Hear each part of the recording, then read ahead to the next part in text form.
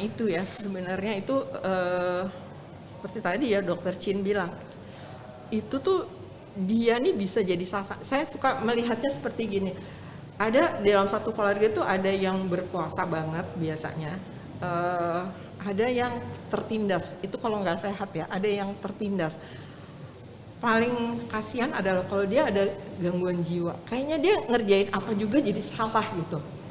Ya kan, kadang-kadang kita lihat juga dari pasien-pasien yang harusnya dia berobat, ngambil obat, nggak ada yang mau nganter, mahal jauh, nggak ada duit nih buat nganter, takut ke rumah sakit. Itu sering loh saya dengar, takut ke rumah sakit. Ada yang nanya nih, aduh bapak gue nih kayaknya serangan jantung, tapi kita pada takut nih nganterin ke rumah sakit, takut kena covid. Ya ampun, dalam hati saya, covid kamu belum tentu dapat, ini serangan jantung kalau kamu diemin bapak lu nih pasti mati gitu ibaratnya kan.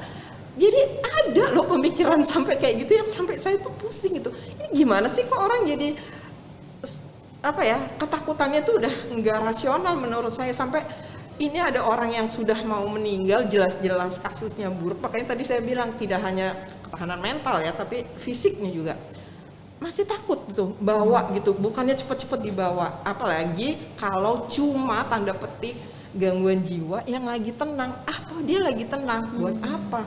Nganterin aja nggak mau karena takut kena covid, karena sayang uang misalnya, karena nggak bisa ninggal yang anak kecil di rumah untuk mengantar yang satu ini gitu. Yang lain bagaimana? Bawa anak kecil takut, belum divaksin, belum segala macam.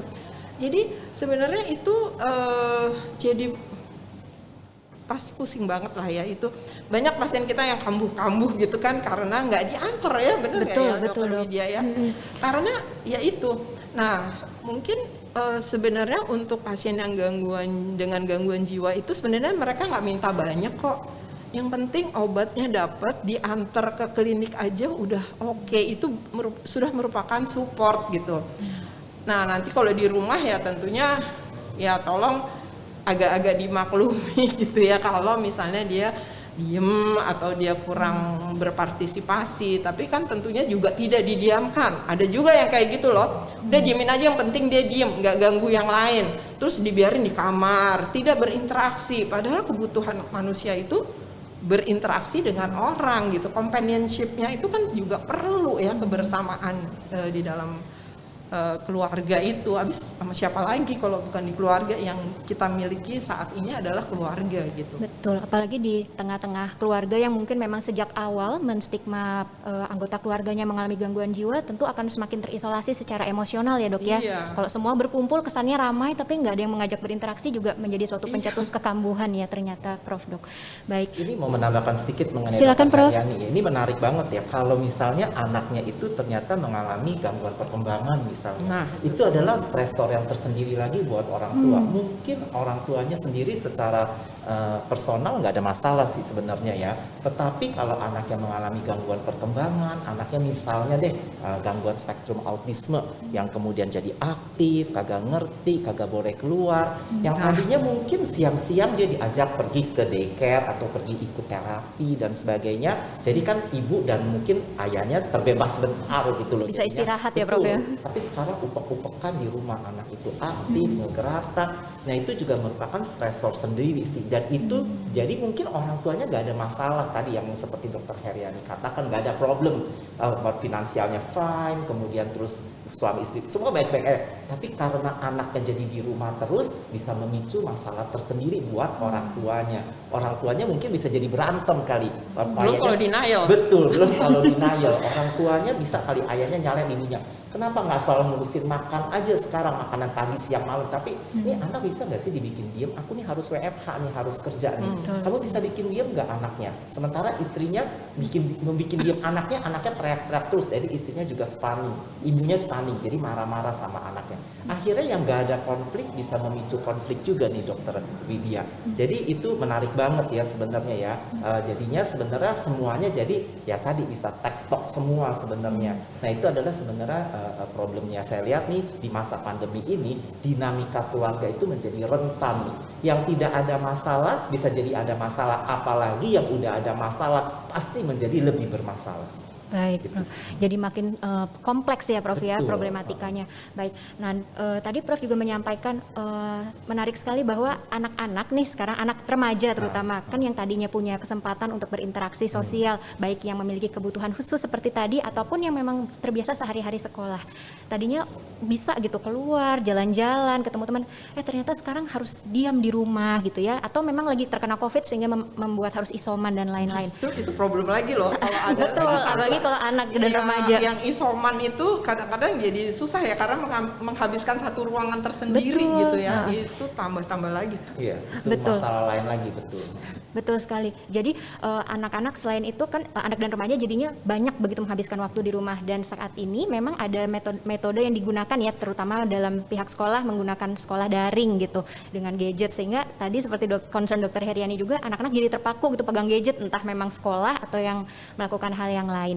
Nah, hal ini kan juga sering dikemukakan ya Prof dalam proses kita bertemu pasien di klinik ya, kayak dok anak saya jadi banyak pegang HP, apa benar tuh belajar dan lain-lain. Nah, seperti apa kira-kira Prof caranya orang tua untuk berkomunikasi supaya anak bisa nyaman gitu melepas gadget, tetap bisa berinteraksi dengan orang tua ketika tidak di jam sekolah? Iya, jadi itu pertanyaan yang menarik banget ya kalau menurut saya ya, karena memang ini menjadi sesuatu yang apa ya, tantangan kali ya buat orang tua ya. Yang pertama seringkali saya sih bilang sama orang tua, jadi seringkali kalau orang tua nanya yang sama nih dengan saya juga tanya, kira-kira ibu dan bapak kerja di rumah atau enggak ya? Oh, ibunya bekerja enggak ya? Pertanyaan saya. Kenapa saya selalu nanya seperti itu? Bukan soal kaitan ekonomi, tapi kalau ibunya tidak bekerja berarti kan waktunya lebih banyak ya. Jadi sebagian besar waktu, dalam arti bukan sebagian besar, sebagian waktunya dapat disisihkan kali untuk mendampingi anaknya. Apalagi anak nih di bawah 12 tahun dan kesadaran dirinya masih kurang. Jadi seolah-olah sekolah dengan daring itu kayak liburan. Saya punya pasien menarik banget. Bapak dari mana? Oh, saya dari Bali. Anaknya nggak sekolah, kan daring. Aku bisa dari mana aja sekolahnya. Itu kan nggak bener. Anaknya diajak berlibur tapi di masa sekolah. Jadi buat persepsi seorang anak yang masih sederhana, ini kayak liburan. Jadi sekolah itu adalah yang kedua. Yang penting nih liburan, karena liburan kan fenomenanya, ayahnya juga berlibur, semua berlibur. Jadi saya selalu bilang sama orang tua, jadi yang namanya sekolah daring adalah sekolah loh, bukannya berlibur. Yang namanya sekolah daring, ya anakmu juga harus pakai seragam ya pagi-pagi, ya memang diharuskan dari sekolah. Pakai seragam, duduk di depan meja, tapi tempat di mana kamu berada itu adalah sekolahnya sebenarnya. Jadi persepsi itu harus dibentuk sebenarnya dari awal. Kita kadang-kadang asep juga nih, karena kan awalnya kan segala-galanya scattered kali ya, buat pemerintah, buat keluarga juga nggak siap kita sekolah daring, jadi seolah-olah sekolah di rumah.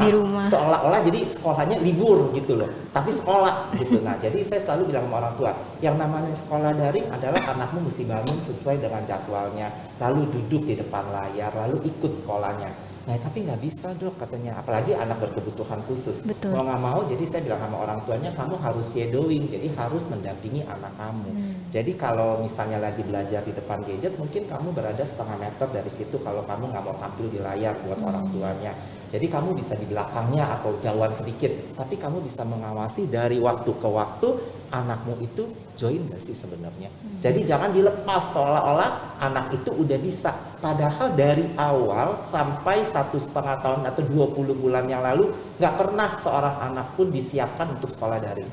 Yang ada sekolah daring itu kan cuma universitas terbuka buat mahasiswa, buat orang dewasa yang udah memiliki kemampuan berpikir yang udah lebih mantap ya, dalam arti udah memahami situasi-situasi. Tapi buat anak yang di bawah 12 tahun mungkin masih belum kali memiliki konsep tuh belajar daring. Nah, oleh karena itu sampai sekarang pun saya harus mengatakan kepada orang tua harus didampingi. Tetapi kita bersyukur juga nih ya, sekarang kan udah dilakukan ya PTM ya.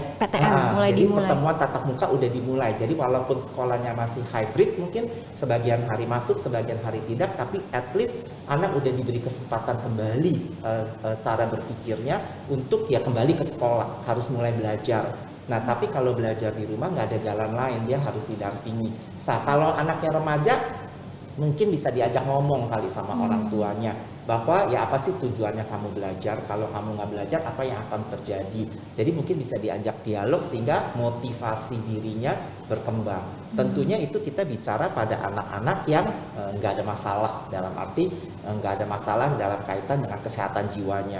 Tapi kalau memang dia bermasalah secara kesehatan jiwanya, itu menjadi tantangan yang tersendiri lagi untuk mengajak mereka atau para remaja ini untuk memahami situasi yang terjadi saat ini kayak apa sih sebenarnya, bagaimana sih caranya kita satu keluarga nih bisa hand in hand hand in hand bergandengan tangan untuk bisa maju nih satu keluarga nih bersama bareng-bareng. nih, sebenarnya kita saling mendukung, kamu mendukung kita mendukung kamu untuk mencapai ya tujuan kita punya keluarga kan. Setiap keluarga kan mempunyai tujuan dan visi misi sendiri-sendiri kan, kita nggak bisa generalisasi kan sebenarnya.